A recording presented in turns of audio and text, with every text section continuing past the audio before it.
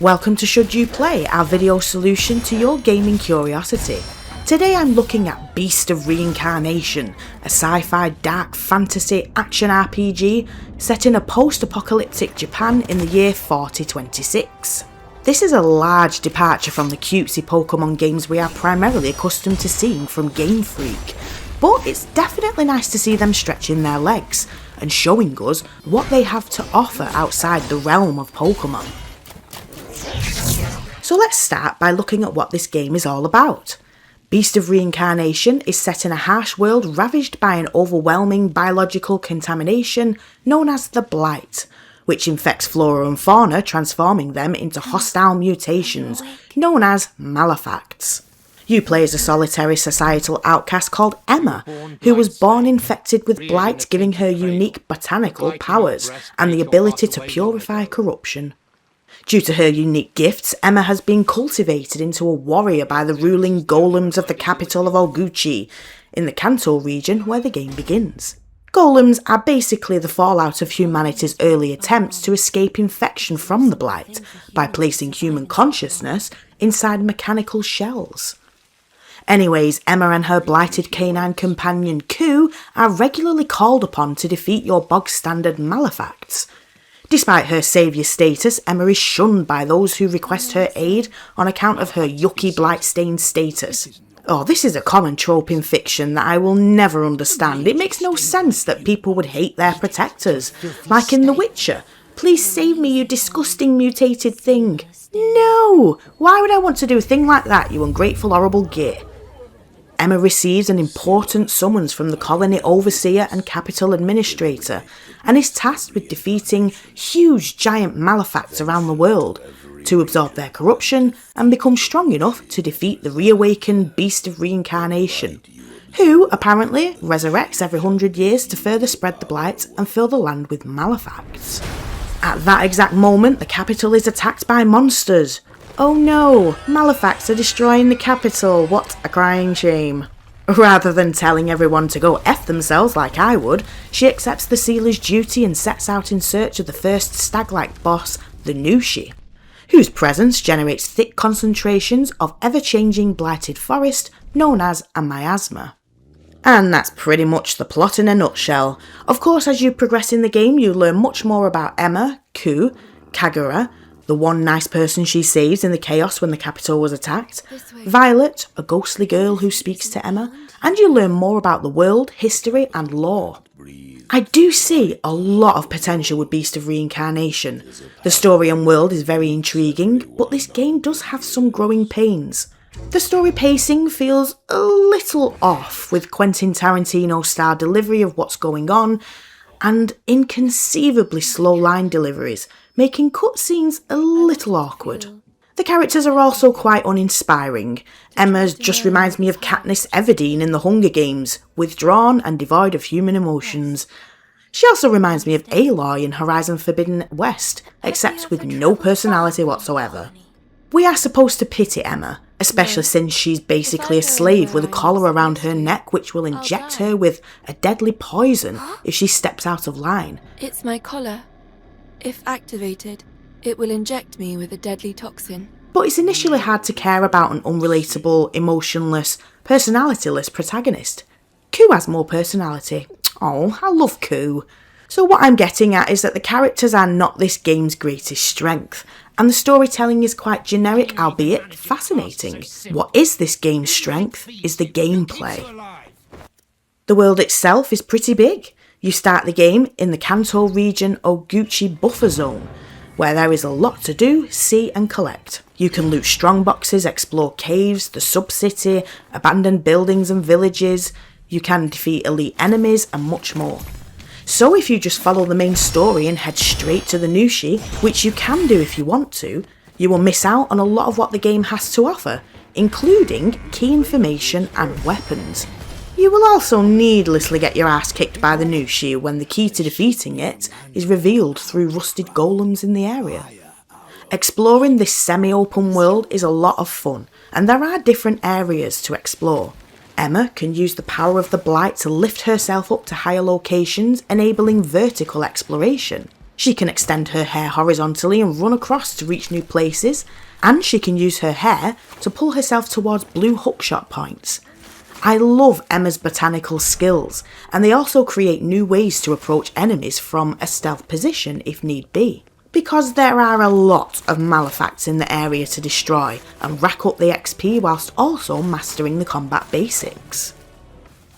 I love the combat system. It's definitely a highlight of the game for me. You might hear other reviewers comparing the combat to Sekiro and Souls-like games, but as someone who avoids those games that are intentionally difficult by design, you're unlikely to hear those comparisons from me. To be honest, in terms of combat difficulty, I don't quite agree with those comparisons anyway. At first I was cursing the game for its difficulty level, after charging headfirst towards the Nushi completely inexperienced and unprepared. I'm sure you can guess what happened, over and over again. Then I realised that I was totally playing it wrong. I explored, geared up, levelled up, went back and had no issues with the Nushi. So if you want to compare Beast of Reincarnation to a Souls-like, then Elden Ring is perhaps the closest, where you don't want to challenge the hardest enemy first, half-cocked. You have to explore first, get good, and find better gear. Like I said, the game provides you with everything you need to succeed, and once you become a proficient parrier in Beast of Reincarnation, the game is far easier than most Souls-likes. The reason I know this is because I'm still playing Beast of Reincarnation. I have yet to throw my controller across the room in a blind rage because I hate games like Neo, Bloodborne and Dark Souls, where you die from 1 or 2 hits but have to hit the enemy 50 gazillion times. Ugh. Personally, I would say that Beast of Reincarnation's combat system is a lot closer to Ghost of Tsushima and Yotei, Devil May Cry, Nier Automata, Final Fantasy VII Rebirth, and elements from other JRPGs where synergy and triggering special attacks are a factor. It's a chaotic and cinematic, yet precise and strategic combat system. I'm not going to lie, it does have quite a steep learning curve, but once you master the basics and start unlocking abilities, you will start feeling like an unstoppable badass. Emma and Koo fight as a unit, where Emma has her sword techniques and can issue commands to Koo, who uses Bloom Arts. You can choose your combat approach, ranged, stealthy or aggressive. If you want to be stealthy, you can use the environment to hide, such as crouching in cloaking grass and perform assassinations. You can also use death from above strikes and even send Koo in ahead of you to distract enemies before striking. Ranged combat, even very early game, feels great. The lock-on does feel quite strong sometimes, but that isn't necessarily a bad thing with fast-moving winged enemies. In the early hours of the game, Emma is equipped with a Spring Thunder crossbow with bolts for ranged combat, but through exploring she can gain acid bolts that inflict corrosion and a Zangetsu bow that can have different arrow types such as fire arrows. When it comes to melee attacking, Emma uses her sword and can initiate blade arts, finishers and other related skills unlocked in the skill tree. Parrying and dodging are essential for survival, and Koo plays an important role. Emma can trigger Koo's Bloom Arts, which are initially tricky to execute due to how fast you have to react, but you do quickly get the hang of it. Koo's Bloom Arts consume fluorescence points, or FP, which can be replenished through Emma successfully parrying attacks. Koo and Emma have separate yet interconnected skill trees. Both have 3 skill branches containing unlockable linked abilities and a main art at the top of the tree, which can be upgraded. In order to unlock skills, you must level up linked attributes. No idea why this is so unnecessarily complicated. The attributes and skill trees don't even need to be on separate screens. It's really strange that they've decided to do it this way. Interestingly, increasing Emma's rapport with Koo will increase the number of skill slots available. Relationships can be increased by petting Koo, feeding him, and even showering him after a hard day of fighting in mud. But this isn't the only care you must consider in Beast of Reincarnation. There is a hunger mechanic, which feels a little out of place here. Both Emma and Koo will get hungry, which is represented by a meter that slowly depletes. If this meter isn't empty, Emma and Koo can gradually recover HP. Food can be eaten at a camp or at the Cleanse Walker, which is basically base camp, to replenish the meter. This isn't the only function of campsites and the Cleanse Walker though.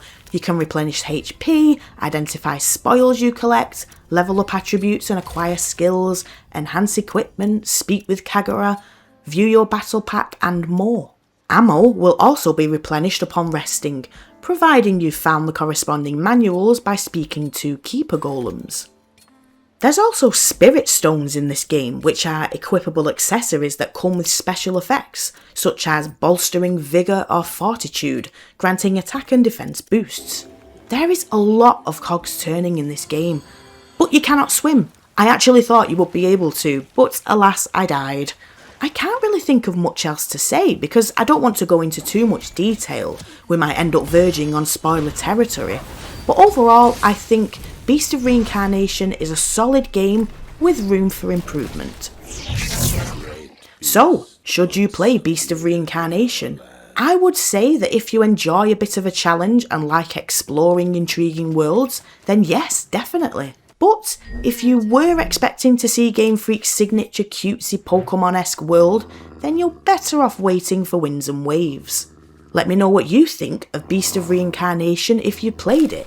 Personally, I think this is a very strong IP debut for Game Freak venturing outside Pokemon's shadow, and I have really enjoyed my time playing it. I've been Heather at Amalgamingle, and thank you very much for watching.